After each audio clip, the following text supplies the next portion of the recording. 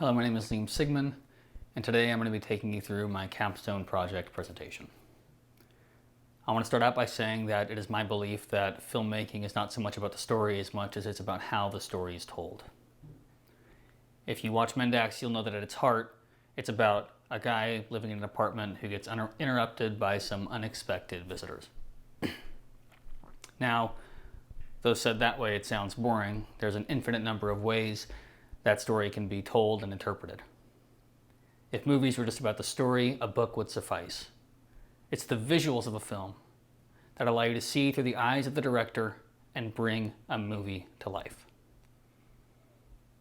While writing the script for Mendax, I knew that I'd be working with my roommates who are inexperienced actors, so that caused me to write the film that will be told visually rather than through dialogue. The film was inspired by Tarantino and Hitchcock, and today I'm going to be taking you through the pre-production, physical production, and post-production techniques used to make the film. To get started, we're going to take a look at my favorite shot in Mendax. Let's take a look. Where's Matt?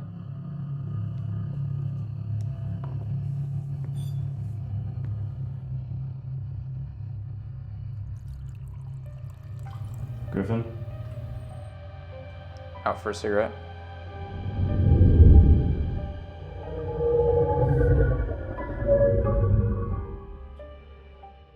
Now, the reason the shot is so significant is because it's the first sign to the audience that something isn't right. Because the camera makes a 360-degree turn around the character, it's showing both a change in perspective for us, the audience, and the character himself. The tables have literally turned. And this is also the first indication to the audience that someone is lying, also implied by the title of the film, Mendax, which in Latin means to be untrue or deceitful. At this point, it's up to the audience to decide who and what they're going to believe. The next clip I'm going to show you is the single longest take in the film, also what's referred to as a oneer.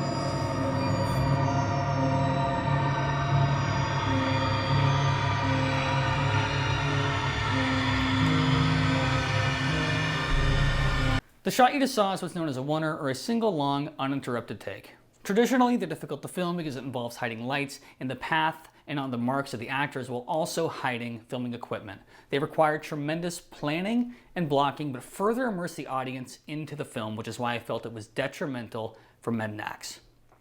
I believe that with every cut you make, you break the audience's attention, bringing them out of the film with every cut. I feel that the more shots you have, the less each shot means. Speaking of audience engagement and bringing the audience into the film, the next thing we're going to talk about is color correction and grading and what that can do for the audience's engagement. There's a common misconception that color correction and color grading are the same thing, when really they are two entirely separate processes, and a good color correction must be achieved before you can begin the color grading process. Color correction is the process of correcting white balance, exposure, highlights, midtones, and shadows, bringing the file from a log format to a Rec. 709 look. What you're seeing now is what's called a log video file. It's flat and gray. And this is because a cinema camera like mine, the Blackmagic Pocket Cinema Camera, captures 13 stops of dynamic range, giving the editor as much color freedom as possible in post-production. What you're looking at now is a corrected Rec. 709 standard video format file. This is the corrected image that is the same that you would see out of maybe an iPhone or DSLR camera. Once we have our image corrected, we can begin grading. And color grading is the process of adding specific colors to the film or creating what sometimes is referred to as the film look. Here we can add colors that better visually tell our story. This is why some films can have blue tones like you might see in a Christopher Nolan film, classically in his Dark Knight trilogy, and some films maybe have yellow or greenish tones like you might see in a David Fincher film. Mendax uses yellows to give the location a dirty, sinister feeling, using heavy shadows to mask the actors, making them appear more menacing. Deciding on a cohesive grade is instrumental in delivering a feeling to the audience visually.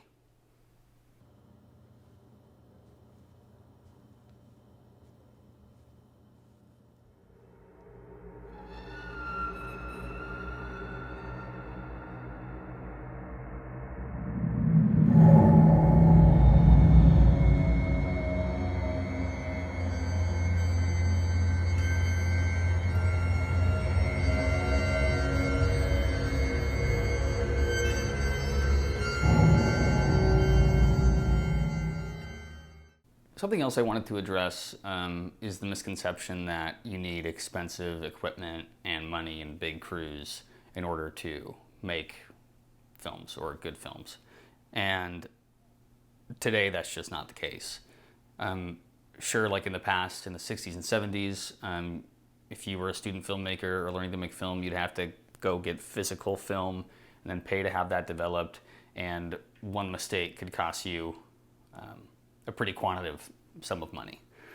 Where today I'd be willing to bet that most people watching this either have a phone that's capable of shooting video or a DSLR or a camcorder camera, and that's all you really need to get started.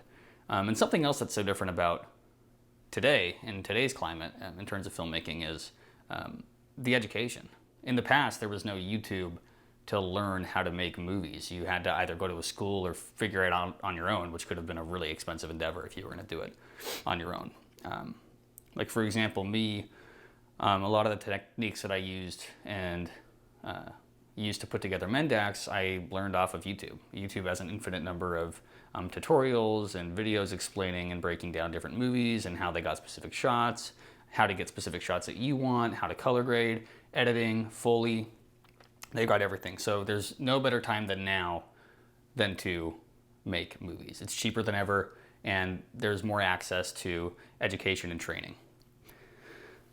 Martin Scorsese has a quote where he says, "Directors don't want to make movies, but they need to make movies." And I think that's a really important quote for people who are interested in getting into filmmaking, because it is such a lucrative career and can be really difficult. It's a long road and it doesn't always go where you want it to. So that's a quote that kind of keeps me going sometimes, and I think that it's true. It is, if you have a dream and you want to do something, you have to keep moving forward with that dream and do whatever you can to progress. Now, R2 theory is the theory that I use to that fueled this project, and basically what it is it says that the director is the author of the film regardless of if they wrote the screenplay or not. So, and that kind of goes into the idea that the director is the final say on all creative aspects of the film. And it's an ideology that kind of struggles to exist in the Hollywood machine today. In terms of, like, with interference from production companies and studios and distribution and whatnot. Cutting for rating, cutting for time. But Mendax allowed me to exercise techniques in pre-production, physical production, and post-production in a short-form narrative film format. Before this film, my only experience in filmmaking had been in documentaries. But bringing Mendax from idea to script to screen just deepened my love for all aspects of the filmmaking process. So yeah, thank you guys so much for watching. If you watch Mendax, thanks for watching my presentation. Stay safe, and I hope to see you all in person very soon. Thanks, guys.